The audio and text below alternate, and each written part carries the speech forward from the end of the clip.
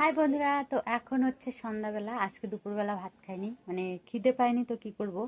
ছেলেকে বললাম ভাত খেতে, খাবে না, সেজন্য আমিও খাইনি। সেই জন্য এখন হবে মুড়ি মুড়ি খাওয়া হবে, ঠিক আছে। যে মুড়ি খাবো, চলো। এই যে দেখতে পাচ্ছ আমার পোড়া কড়াই, এই কড়াইটাতেই সব কিছু হয়। এখানে আমি দিয়ে দিয়েছি জল, জলে চিনি দিয়ে দিচ্ছি, তার মানে বুঝতে পারছো কি হবে। তো আমি বানাবো একটু চা।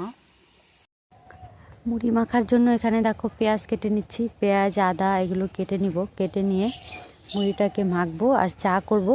তো তারপর আমরা বসে বসে কিন্তু খাবো। এটা মানে সন্ধ্যাবেলা টিফিন করছি আর কি। অনেক দিন মুড়ি খাওয়া হয়নি, আসলে মুড়ি খাওয়াই হয় না।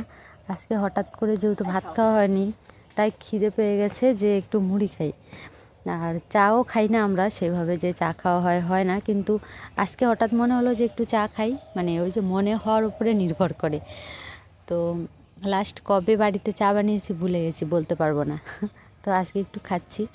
এবার দেখো মুড়ি আমার মাখানো প্রায় শেষের দিকে, মাখিয়ে নিলাম।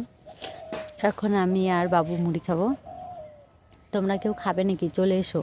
পেঁয়াজ আদা আর তেল দিয়ে মুড়ি মাখছি।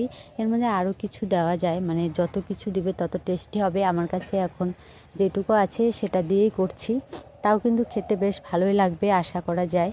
তো চলো ঝটপট করে মেখে নিই, তারপর তোমাদের সঙ্গে শেয়ার করছি যে কেমন লাগছে খেতে, ঠিক আছে। এবার দুটো বাটিতে নিয়ে নিব, আমি একটা ছেলেকে দেবো, একটা আমি খাবো। এইভাবে করেই কিন্তু কেটে যায় সারাটা দিন আমার। কিছু কাজ, কিছু ছেলের দুষ্টুমি আর বায়না, এগুলো করে করেই কেটে যায়। এবার চাটাকে নামিয়ে নিলাম, চাটাকে একটু চাকনি দিয়ে ছেঁকে নিচ্ছি, নিয়ে এরপর খাওয়া শুরু করে দিব।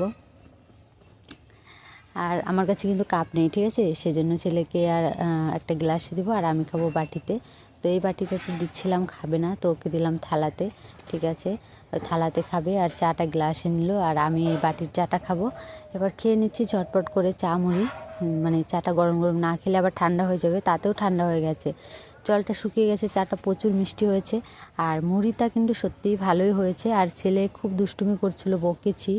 বকার পর ওই যে দেখো ট্যাঙ্কের উপরে ও যেগুলো এলোমেলো করেছিল সেগুলো ওকে বলছি গোছাতে। তো অনেক বলার পর, বকা দেওয়ার পর কিন্তু একটু গোছাতে শুরু করেছে। আসলে কি বলো তো, অভ্যাসগুলো এখন না করলে আর হবেই না, এলোমেলো করে রাখার একটা স্বভাব হয়ে গেছে। তো যতই বোঝাই কিছুতেই বোঝে না। আমি বিছানাটা একটু ভালো করে গুছিয়ে নিচ্ছি, বিছানা গুছিয়ে নিয়ে ছেলেকে পড়তে বসাবো, সেই জন্য বিছানাটা একটু গুছিয়ে নিলাম। তো এইখানে দেখো আমাদের গোছানো বলতে তো বোঝোই, এরকমই গোছানো। আর এই যে কলম বক্সটা আমার ছেলে কি করে রেখেছে, এটাকে একটু ভালো করে গুছিয়ে দিব, গুছিয়ে দিয়ে এখন বই নিয়ে বসাবো আর কি, যে একটু পড়তে বসার জন্য বলছি। তো ভিডিওটা কেমন লাগলো অবশ্য কমেন্ট